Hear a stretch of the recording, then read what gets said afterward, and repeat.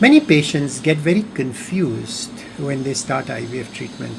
They think it's extremely complicated because, of course, if it's expensive, it must be complicated. And part of the problem is doctors sometimes enjoy putting patients in their place. They try to complicate things, to complexify them, to explain, oh, it's so complicated that you're not going to understand everything. And I am the doctor. Why do you think I've spent 10 years becoming an IVF specialist? And why do you think I've spent 20 years doing only IVF? You're not going to be able to understand anything. It's too complicated.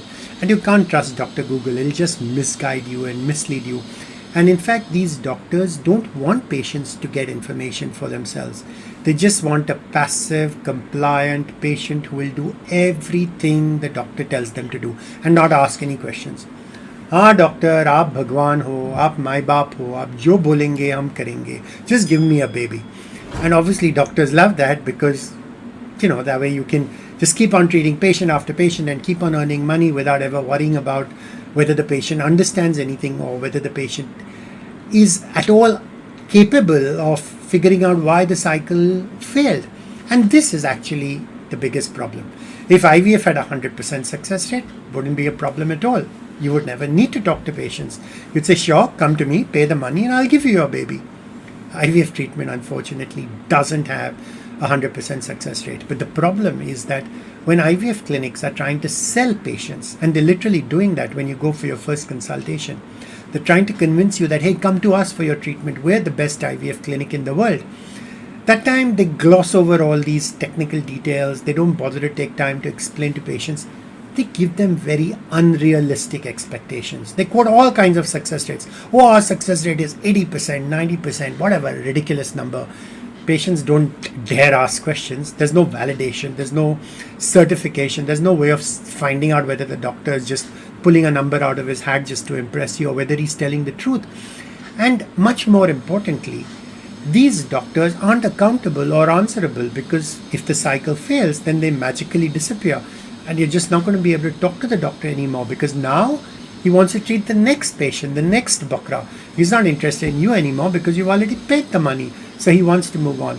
This can cause a huge amount of frustration for patients who feel cheated and who feel angry and they feel this doctor is no longer willing to talk to me or explain to me what went wrong.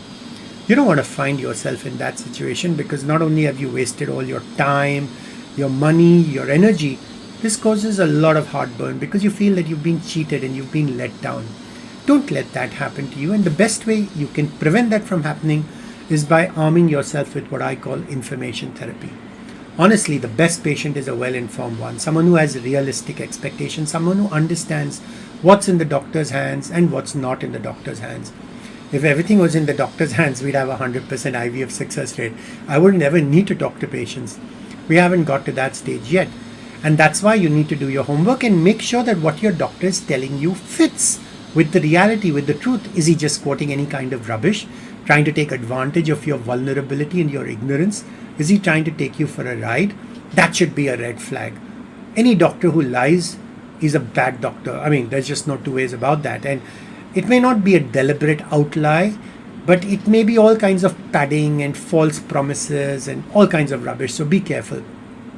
The best way to do that is do your homework in advance, and during the treatment ask intelligent questions. Make sure they're answered well.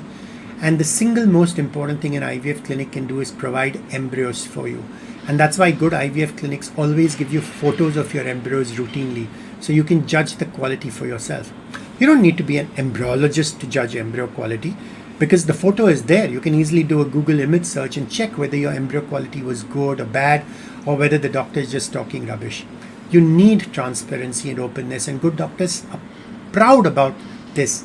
And if your doctor is hiding stuff, that's a red flag. If you have questions, please, you can get all the information you want in the world about IVF on our website, which is www.drmalpani.com.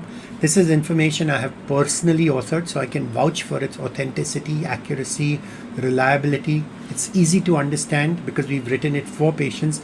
We've been doing this for over 25 years, and there are only information about IVF on this site. It's just for you. And there are over 1,000 pages. And you want even more? Feel free to email me. I provide a free second opinion at www.drmalpani.com, and no charge for this service at all. I'm happy to share information. because I am an expert, but honestly, the purpose of the expertise is to help people like you to get pregnant. And if I can do that by providing you with information, a second opinion, an answer to your email, more than happy to do that, because I believe in karma, and I believe that if you get pregnant, some of those blessings will get transmitted to me. Look forward to seeing you both online, and if you need more handholding, at my clinic as well. Because guess what? We're open. We're happy to help you to have your own baby.